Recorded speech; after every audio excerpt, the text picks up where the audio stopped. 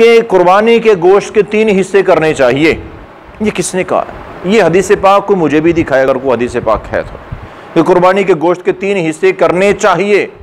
भाई तुझे अल्लाह ने माल दिया हुआ है, हर दूसरे तीसरे दिन तो गोश्त खाता है, हर रोज तो गोश्त खाता है, ऐसा साहिब हसीयत है, तो तुझे कुर्बानी का गोश्त घर में रखने की, फ्रीज करने की क्या जरूरत है?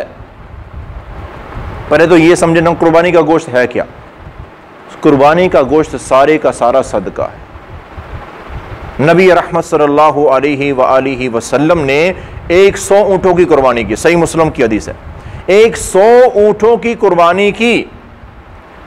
और सैयदना हजरत अली रजी अल्लाह अन्हु क्या बयान फरमाते हैं कि आपने मुझे हुक्म दिया कि अली अतसद्दक़ बिलुहूमिहा व जुलूदिहा व जिल्लतिहा, इन तमाम ऊँटों का जितना गोश्त है ये सारा सदका है, सारा सदका करना है। इनकी खालें भी और इनकी ओजरियाँ भी, सब कुछ सदका करना है। थोड़ा सा गोश्त आपने लिया, घर में पकाया, वो खाया आपने 100 ऊँटों की कुर्बानी की है। तो अगर ये चक्कर होता कि 3 हिस्से, तिहाई हिस्सा घर में रखना है, तो 33 ऊँटों का गोश्त क्या आपने घर में फ्रीज किया था, घर में स्टोर कर लिया था? और 33 ऊँटों का गोश्त जो है वो आपने रिश्तेदारों को तोहफे भेजे थे? कोई ऐसा दिखाए, मुझे भी दिखाए कहाँ? फरमाया कि ये सारा सदका करो अली रजी अल्लाह अन्हु, ये सारा सदका है और निगरानी करना, ये सारा सदका होना चाहिए। तकसीम कर दिया गया गरीबों में, लोगों में। तो ये है सुन्नत तरीका, अल्लाह ने दिया है मेरे भाइयों, इस काबिल बनाया है कि तुम नेकी कर सकते हो, सदका कर सकते हो तो करो, कोई हर्ज नहीं है इसमें। आप घर में 1/3 से ज्यादा भी रख सकते हैं, जरूरत है तो जितना भी चाहे इस्तेमाल कर सकते हैं, लेकिन जो सदका करो वो सदका होना चाहिए। अब सदका होता वाला क्या है हमारे मुआशरे में? क्या सदका किया जाता है? कुर्बानी के गोश्त में। कुर्बानी का जो जानवर है वो ज़िबा कर दी, मिसाल के तौर पर एक बकरा ज़िबा कर दिया गया, कुर्बानी होगी जी हमारी। अब उसमें से जो बेहतरीन गोश्त के हिस्से हैं ना, वो हमारी फ्रिज में, वो हम फ्रीज करेंगे। और वो जो गोश्त के हिस्से हैं जो हम खाना पसंद नहीं करते, हमारे बच्चे पसंद नहीं करते, ओजड़ी है, फिफरा है, चर्बी है, ये इस तरह के दूसरे तीसरे हिस्से हैं जो हम खुद पसंद नहीं करते, वो गरीबों में तकसीम कर दिए जाए।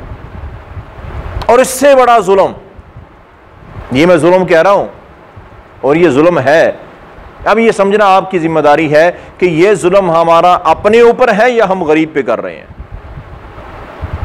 इससे बड़ा जुल्म क्या होता है कि जब गोश्त तकसीम किया जाता है ना, पहले से अच्छा गोश्त निकाल लिया हमने, जो हमें पसंद नहीं था वो तकसीम हो रहा है, इल्ला माशाल्लाह कुछ चंद बोटियां उसके अंदर हो, तो तकसीम करने का अंदाज क्या होता है? शापरों में डाला जाता है, 1 पाव 1.5 पाव के छोटे छोटे शापर बना दिए जाते हैं, शायद आधा किलो का शापर हो कहीं, नहीं जो हमारा माहौल है मैं उसकी बात कर रहा हूं। अब एक घर गरीब घराना है, उस घर के अंदर 5-7 लोग रहते हैं, 5-7 अफराद हैं। अब उनमें ये 13 पाव 1.5 पाव गोश्त क्या करेगा? वो कम से कम इतना तो दे, अल्लाह के नाम पे दे रहा है, इतना तो दे कि बेचारों का कम से कम एक वक्त का खाना तो बआसानी बन जाए। तो तुझे किसने कहा है कि तू पूरे मोहल्ले की जिम्मेदारी तेरे ऊपर है कि 1-1 2-2 बोटी करके तूने सारे घरों में तकसीम करना? भाई 2-4 घरों में पहुंचा, लेकिन अच्छे अंदाज में। तू 1.5-2 किलो गोश्त तो किसी एक घर में पहुंचा दे, किसी एक घर का तो अच्छा खाना बन जाए एक वक्त का। यह जुल्म होता है। और वो जो 4 बोटियां, वो पाव 1.5 पाव आधा किलो भेजा होता है, उसमें वो सारी चीजें होती हैं, यही चीजें, ये चर्बी ज्यादा और ये ओजड़ी और ये फिफरा और ये इस तरह की चीजें डाल के ये गोश्त तकसीम हो रहा है। और अपने घर में बेहतरीन किस्म का रख लिया है, और फिर वो जो रखा है उसमें से जो तोहफा तहाइफ देना है, वो जो हम दे सकते हैं, तो उसमें भी एक जुल्म है कुर्बानी, लेकिन जुल्म देखे कितने इकट्ठे हो गए। वो जो हम किसी को तोहफतन बेचते हैं ना, गरीब बहुत कम देखा जाता है। मेरे ताल्लुक वाले दोस्तों अहबाब जो हैं, जो मेरे दुनिया में ताल्लुक जिनमें मजबूत रहे, ये उनको इसलिए, अगरचे उन्होंने कुर्बानी की हुई है, भाई उन्होंने तो खुद कुर्बानी की, उनके अपने पास इतना गोश्त है कि वो गरीबों में तकसीम कर रहे हैं, और तू उनको दे रहा है जिनके अपने घर में काफी मौजूद है। उनको देना, तेरे अपने रिश्तेदार ऐसे हैं जो बेचारे कुर्बानी की हैसियत रखते ही नहीं है, उन्होंने कुर्बानी नहीं की, उनके घर बेज ये है और यहां डबल अजर है, सिला रहमी भी और सदका भी दोनों हो जाते हैं। लेकिन नहीं, हमने तो चूंकि दुनिया का ताल्लुक पालना है। याद रखो, अल अखिल्लाउ यौमइदिन बादुहुम लिबाद अदुव्वुन इल्लल मुत्तकीन, क़यामत के दिन वही ताल्लुक काम आएगा जो नेकी की बुनियाद पर था। ये दुनिया के सारे ताल्लुक अदुव्वुन, अल्लाह कहते हैं ये दुश्मन बन जाएंगे, ये दुश्मनियां बन जाएंगी तुम्हारी दोस्तियां वहां पर, क्योंकि यहां पर सिर्फ दुनियादारी मकसद था। दीन, अल्लाह की रजा, प्यारे आका की मोहब्बत कुछ मकसद नहीं था। तो वो जो गोश्त तोहफा बेचते हैं ना, देखे कि जरूरत किनको, जरूरतमंद की जरूरत पर पूरी करो, ये सबसे बड़ा सदका है। इस चीज का ख्याल करना चाहिए। तो अल्लाह ने मेरे भाइयों हैसियत दी है, माल दिया है, तो ये कुर्बानी का ये मुकम्मल गोश्त सदका होता है। हमने जानवर ज़िबा किया तो पूरे जानवर का अल्लाह ने हमें अजर व सवाब अता कर दिया है।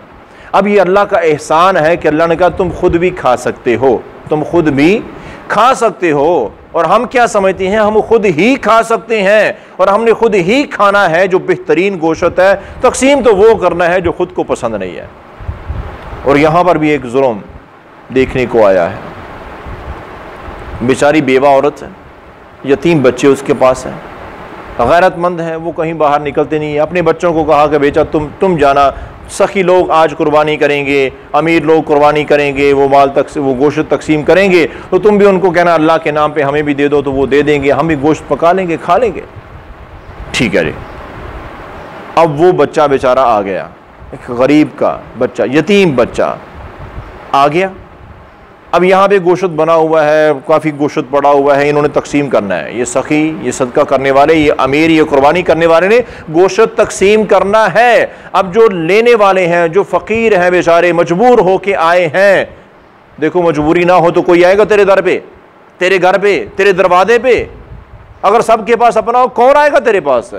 और तो शुक्र कर, अल्लाह ने तुझे इस काबिल बनाया है कि लोग तेरे दर पे आ रहे हैं, तेरे घर पे आ रहे हैं, तो खुश नसीब है, अल्लाह का शुक्र अदा कर और सही तरीका अपना। अब होता क्या है, जितने लोग मांगने वाले फकीर आए होते हैं उनको गोश्त दिया जा रहा है, दिया जा रहा है, दिया जा रहा है। अगर उनको बच्चा दे, इस बच्चे को पीछे निकाल दो, वो बेचारा पहले मजलूम है, पहले मोहताज है, बाप उसका है कोई नहीं, बेवा माँ और वो यतीम बच्चा, और वो ये लेने आया था और तूने बच्चों को साइड पे कर दो, बच्चों को साइड पे कर दो, इनकी अहमियत ही कोई नहीं है, वो इंसान ही नहीं है, मुसलमान ही नहीं है वो। कितना बड़ा जुल्म है ये। और ये जुल्म कहाँ, शायद ये समझे कि ये जुल्म गरीब पे हो रहा, नहीं, ये जुल्म वो कुर्बानी करने वाला अपने ऊपर कर रहा है। जब क़यामत को अल्लाह जवाब पूछेंगे, वही बच्चा सामने आएगा और अल्लाह कहेंगे कि तुझे मैंने दिया था, इस काबिल बनाया था और इसको तेरे दरवाजे पे भेजा था, और ये जरूरतमंद था, मजबूर था, बेचारा लाचार था, और तूने इसको साइड पे कर दिया, नहीं दिया था इसको। क्या जवाब होगा तेरे पास? क्या जवाब होगा मेरे पास? हमारे पास क्या जवाब होगा उस वक्त? खुदारा मेरे भाइयों, ख्याल करो, ख्याल करो। ज़रूरतमंद की ज़रूरत को पूरा करना ये सबसे बड़ा सदका, बेहतरीन सदका है। अल्लाह ने मौका दिया है, इस काबिल बनाया है, तो कोशिश करो। और ये मैं बता दूं आपको दो लफ्ज़ों में, हमारा सदका कबूल है, हमारी कुर्बानी कबूल है। इस अंदाज में कुर्बानी करो, गोश्त तकसीम करो कि वो करने के बाद ऐसा दिली सुकून हमें मिल चुका हो कि हमें यकीन हो जाए कि मैंने इस दफ़ा तो कुर्बानी का हक अदा कर दिया है।